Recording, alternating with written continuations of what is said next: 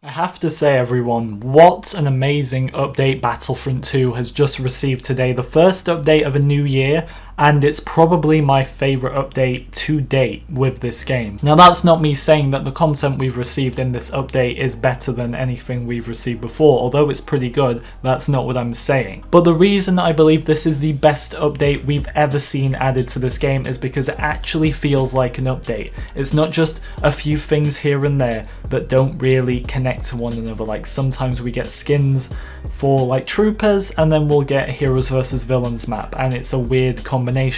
Then other months we might just get a map or a few skins here and there. This actually feels like an update. It's got new maps, it's got new heroes, it's technically got a new version of a game mode, it's even got some emotes in there as well, and some amazing UI changes. Everything about this, it really does feel like one of those updates from Battlefront 1. Remember the days when you had to pay for your updates? But with that, you actually got quite a bit of content in there. This is what this update in particular feels like. So as always, be sure to rate the update out of 10 in the comments section. I'll give you my rating at the end once I've gone through everything with you. Leave a like if you enjoy. Let's get right into talking about the BB update. So I'm not going to come out here and pretend I can give an opinion like some people because I've used everything offline. No, I actually waited to play everything online multiple times. So I've played Agent Kloss, I've played Takadana, I've played Jakku, I've played BB9E, I've played BB8, I've played the Resurgent Class Star Destroyer, and the Resistance MC85. All online, may I add. And I'm going to say straight away that BB8 is my favourite by a long way. I didn't know how much they could differentiate BB8 from BB9E. I was saying until their health got revealed that I thought they were going to be pretty much identical, just on different sides. But no, they're actually completely different. I'm a lot more of a fan of BB8, considering I was more excited for BB9E. And let me just point out again that this is a really good thing, because once again it reminds me of those updates from Battlefront 1, a reason here being that we got two heroes at once. That's the first time this has happened since Finn and Phasma got added 1 month after the game came out. Kenobi, Grievous, Anakin and Dooku were all separate, which was like one a month. It was terrible. Now BB-8's a lot more of an attacking hero. He's got the extra 50 health that BB-9E doesn't have, but my favourite thing about him is his cable spin. Now I suppose BB-9E does have his equivalent of this ability called the shock spin, and I have to say the animations on these abilities are quite amazing. They've really gone that step further with what could have potentially been two of the worst heroes ever added to this game, and they've made them two of the best with these abilities in particular. But BB-9E's other two abilities are a bit defensive, whereas BB-8 also has his rolling charge ability, which I suppose is like Han's shoulder charge, but it's a lot faster paced and it wipes them out with one hit. I don't know what Han's shoulder charge is doing these days, but either way, BB-8 is that bit harder to hit because he's small. His resistance backing ability is just the usual scam pulse typed ability. But overall, BB-8's two attacking abilities and the extra health makes him my favourite. It's nice to just zoom around the place. It's a bit like Droids, except they're even harder to hit. Even harder to hit than Yoda, I would say. Maybe Yoda's harder, I don't know, but seeing these two droids roaming around the place pretty quickly is always fun. Now don't get me wrong, I do like BB9E. I think his smoke screen is a pretty creative ability, and he does play more defensive, but I have to say I looked forward to playing BB-8 more, and I think when I stream this I'm going to be going for BB-8 a bit more than BB9E, just because I'm more of that attacking sort of player. But let's move on to Supremacy, as it's now called, not Capital Supremacy.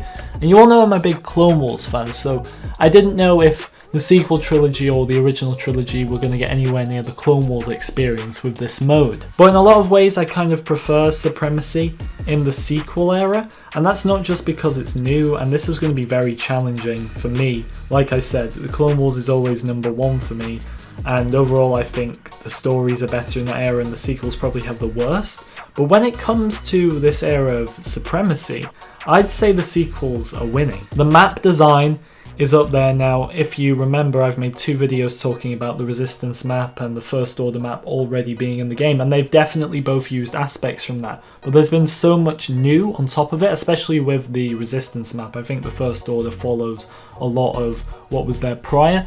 But with the First Order Dreadnought, you've got the blue, red, white kind of lighting colour scheme which I talked about back in December, and this is really something to admire. Makes the map look fantastic. And we honestly see parts of both of these maps, these two new capital ships. Both of these offer parts to the ships that we haven't seen in the movies. It makes me want some sort of spin-off for the sequels, like a TV show just like we got with the Clone Wars, because there's so much more to explore here. But what really switches up the gameplay in this era again is the droids, because in the Clone Wars you've got the 4 heroes, Grievous, Dooku, Anakin and Obi-Wan, and although Grievous plays a bit differently, he's still the taller hero who's easy to target, has a lightsaber, everything like that.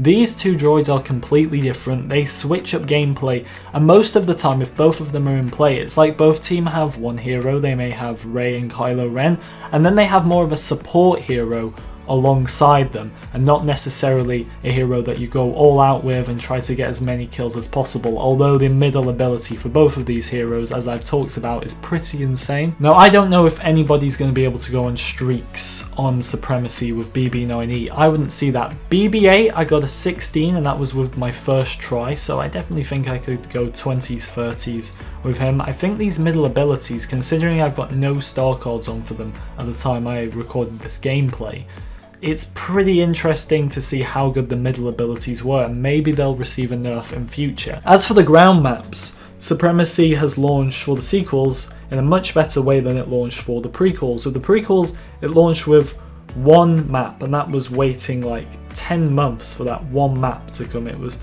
quite a letdown, and then it was just one map a month after that.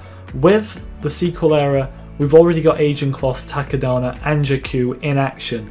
And Starkiller Base and Crate, I could see Starkiller possibly happening later down the line. I don't know if they're going to do Crate because it just seems very awkward. I suppose you could have a lot of the command posts indoors, and then maybe the outdoor ones could have some crushed ATM-6s on. But overall, the ground experience isn't too different from that experience of the Clone Wars, except for, like I said, the droids roaming about. They're so different to Droidicas. I thought gameplay wise they'd be very similar, but they're not. And I do have to say, although I'm on the side of I kind of understand why the original trilogy era isn't getting capital ships, like I explained in my last video with Scarif and Death Star, it is kind of upsetting when you think of how good these maps are, how good the Clone Wars maps were. And once again, I would say these sequel era maps are a lot better than the Clone Wars era maps in terms of the capital ships. That's the thing, I think Clone Wars wins when it comes to on the ground maps, because yeah, admittedly, we've got like the worst 3 sequel maps on the ground. We've got Jakku and Takodana. Not a lot of people like them, and Agent Kloss I don't feel is that unique in itself, and then the better 2, Starkiller and Crate, aren't in the game yet. But then with the prequels, pretty much every planet apart from Geonosis, which I feel is a bit repetitive, offers something different. But the capital ships are like nothing I've seen before. Close quarters pretty much the whole way through, which I didn't think would work with 20 versus 20, but it somehow does in this sequel era. There's also some new emotes in the game, and this is my minor complaint, doesn't really matter, but none of them have voice lines. I can kind of understand the Finn one not having voice lines because it's just a little thumbs up, but I just hope we don't go down the route of adding emotes to the game without voice lines. It just seems like a bit of a cheap move in my opinion, and I'm not really there for it because these things are challenges, just as BB-8 and BB-9E's victory poses and emotes, they're all challenges. I would have liked to have spent my credits on these and then maybe save the challenges for some pretty cool skins, like, you know, the Farm Boy skin we got for Luke, that was a cool challenge.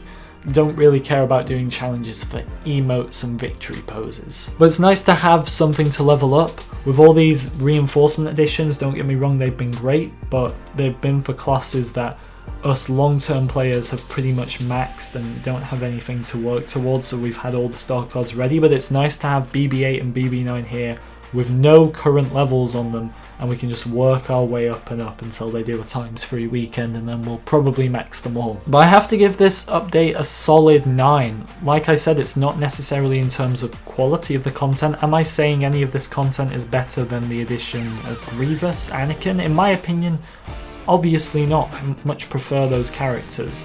But I'm saying it as a whole, these are the updates I expect to see. Maybe not every month, but I expect to see a few more of these updates. It tops the Geonosis update for me, tops the Capital Supremacy update, the Felucia update, everything like that. I feel it's the best update we've had because in terms of the quality and the quantity, they've not gone too far down with either of those. They've leveled them both at the right position. It's very easy for them sometimes to add a lot of quantity with loads of skins or emotes or victory poses and the quality isn't there, and sometimes there's quality content like the heroes, for example, like Grievous, like Anakin, but there's no quantity to back it up. I feel they leveled both here very, very well. And that does give it a solid 9 for me, and I didn't think, although I've defended the droids since day one, I didn't think I'd be ranking it this high.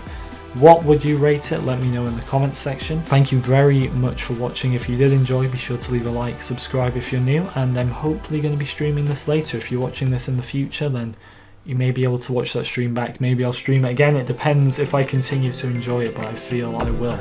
I will see you all next time.